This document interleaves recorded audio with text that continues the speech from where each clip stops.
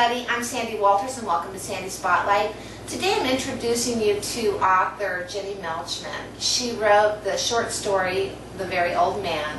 You can find this short story in a book called Lunch Reads, Volume 1. Lunch Reads actually has 4 volumes, and I have to thank you, Jenny, because it had been years since I picked up a short story, and I don't know why that is, but I just hadn't read them. And since I have read your short story and the other short story that was in this book, Lunch Reads Volume 1, I have downloaded several short stories in my Kindle. So I want to thank you because it really opened up a whole new world for me. Jenny is here today to talk to you about several different things, The Very Old Man being one of them, but mainly she's talking about her 11-year battle to get one of her novels published, and she has succeeded, and it's going to be coming out in early 2013, and it's fascinating for authors that are watching this. She's gonna tell you the whole process of the things that she went through. For readers, you're going to find it fascinating because it's hard to believe everything an author has to do to get their book published, and sometimes it just doesn't work out. But Jenny is a success story, so I'm going to go ahead and pass it along to Jenny now so she can tell you her story herself. But I want to ask you to please tweet your peeps and Facebook your friends with this author interview. Subscribe to the blog. Learn about new authors every other Friday. So I'm going to go ahead and hand it over to Jenny now. Thank you very much. Hi everybody, my name is Jenny Milchman, and I want to say a big thank you to Sandy Wolters, who has this wonderful authors interview blog site, and I'm very happy to be a part of it. Sandy asked me to talk not just about my book today, because I actually don't have a novel published yet. I'm going to get to that. But she wanted me to talk about some of the different things that are going on. So the first thing I want to tell everybody, because I think a lot of emerging writers and aspiring writers respond to this, is that it took me 11 years to get my first offer of publication. During that time, I was represented by 3 wonderful agents. I was writing novel after novel, so that the novel that actually sold, which will be coming out not this winter but the winter after, was my 8th one. And the way it finally got published is kind of a neat story that has a lot to do, I think, with authors and the community of writers that we're all a part of, and the community of readers, too.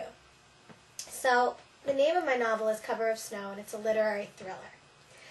And during all these 11 years that I had to not get published, I started doing things that I thought would be of help to other authors, and possibly even myself down the road, because I would get to see how they did things and kind of capture the secret of their success. I had a frustrating 11 years of it. These 3 agents submitted 5 separate novels to publishing houses, and the editors at these publishing houses 15 separate times wanted to buy 1 or more of my novels, but they were never able to do it. There's something that happens when a novel is submitted for publication where it gets taken to the editorial board, and the editors were always turned down at that editorial board. So during that time, I began doing something, which is getting to know other authors. I would go to their book signings. I'm a big fan of bookstores, which you'll also hear more about later. And I would go to their book signings, and I would meet them, and I would buy their books. And of course, I loved, meeting the authors of my favorite books, who are much too numerous to name. But I will just say that some of them are really friends to writers in this world of ours. And they gave me blurbs and endorsements of my books, sort of sharing the feeling with me of how frustrating this is, and that the books, spoke to them in some way, and they still weren't getting published. So many of them were kind enough to give me blurbs and endorsements, and then I will never forget that one author who's a big favorite of mine, her name is Nancy Picard. She offered to read the novel, and it was a really dark, kind of blustery, wintry night last year. And we had just had our 15th almost offer, my agent and I. And a different novel of mine had just about sold, come this close to selling to Viking, and I had just gotten the call from my agent saying no, it wasn't going to happen again. when I got an email from this wonderful author, and she said, I just want to let you know that I can't even wait until I finished your book to tell you that I'm reading it and I love it, and if it doesn't disappoint me, I'm going to want not just to write you a blurb, but to put it in the hands of my own editor. And I cannot tell you what a good time that email came. I mean, it reminds me actually of the time when I got my first offer from an agent. I thought it was a long time. It took 8 months, which is actually not a long time, but it seemed like a long time.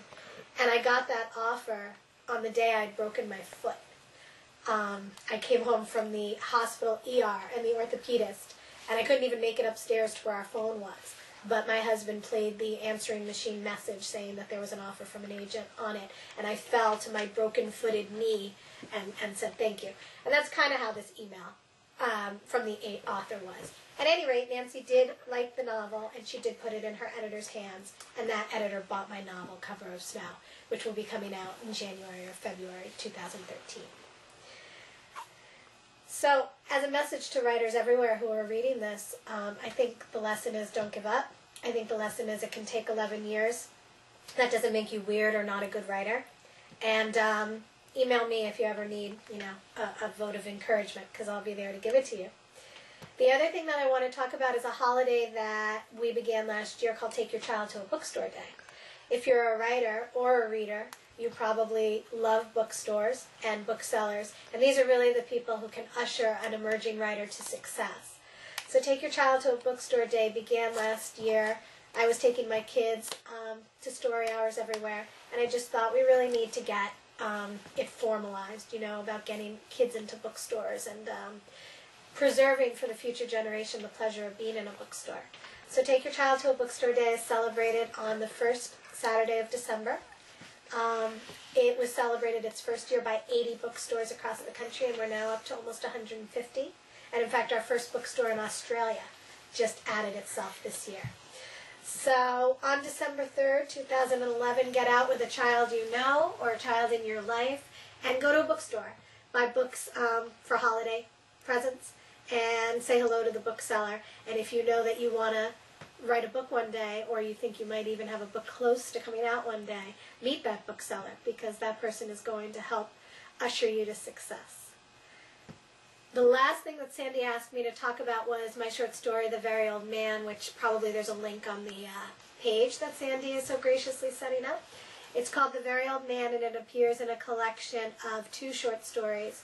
The publisher of the E-Press Astoria Books wanted to publish anthologies that had exactly 2 stories in them so that you could kind of read them during a meal or your lunch hour, and the series is quite, intelligently called Lunch Reads.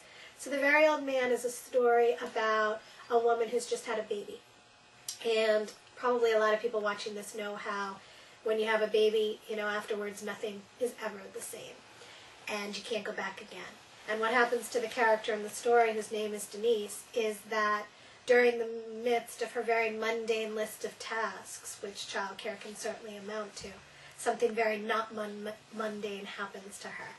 And she has an encounter in a supermarket that is going to change everything for Denise in much the way that having a baby did. And I hope if you enjoy it or read the story that you feel free to write to me. I love hearing from readers and other emerging writers. Thanks for having me, Sandy.